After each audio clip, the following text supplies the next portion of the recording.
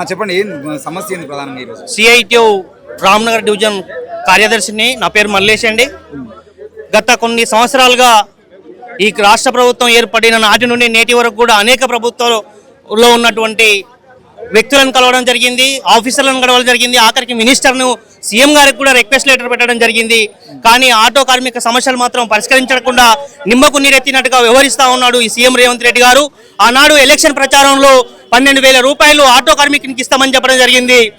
అదేవిధంగా ఆటో కార్మికునికి సంక్షేమ బోర్డు ఏర్పాటు చేస్తామని చెప్పడం జరిగింది.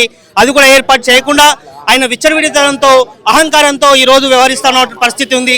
అంతేకాదు ఆటో కార్మికులకు సంక్షేమ బోర్డు ఏర్పాటు చేయకుండా ఎక్కడి నుంచో వచ్చినట్టు పాశ్చాత్య దేశాల నుంచి వచ్చినట్టు ఓలా ఊబర్ను నడిపిస్తూ ఓలా ఊబర్కి హక్కులు మొత్తం పూర్తి హక్కులుగా వాళ్ళకే అప్పచెప్పినటువంటి సమస్య ఉంది.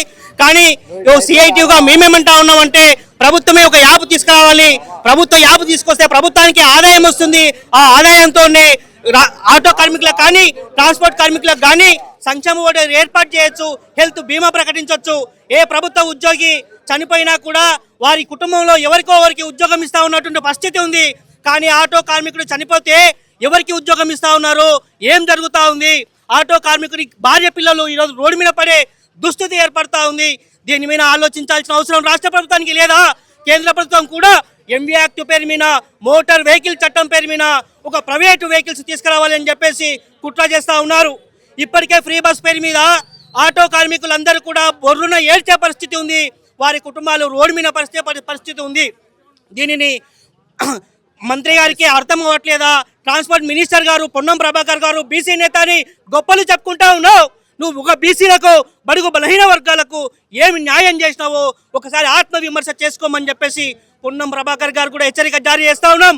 నాయకులు వచ్చినప్పుడు వారికి ఛాయలు ఇస్తున్నావు, బిస్కెట్లు ఇస్తున్నావు, కూర్చోబెడుతున్నావు, మీటింగులు చెప్తా ఉన్నావు. కానీ ఆచరణ ఏది? ఆచరణలో చూపించండి.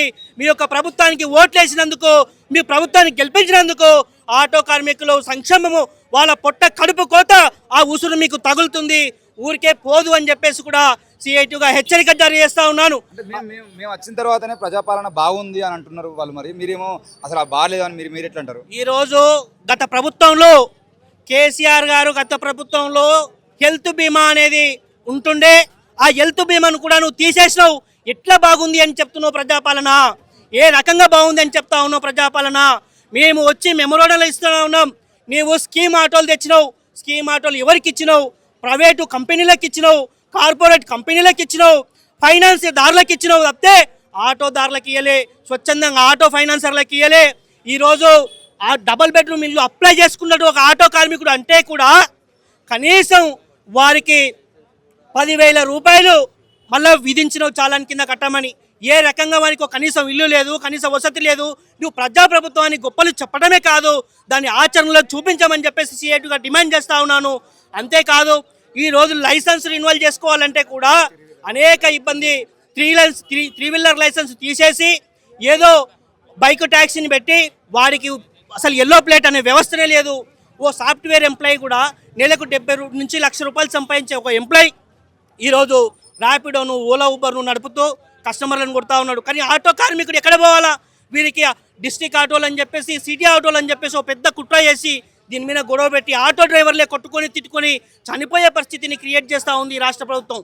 ఆటో డ్రైవర్లకు అందరికీ కూడా కిలోమీటర్కు 30 నుంచి 50 రూపాయలు పెట్టమని డిమాండ్ చేస్తూ ఉన్నాం కదా.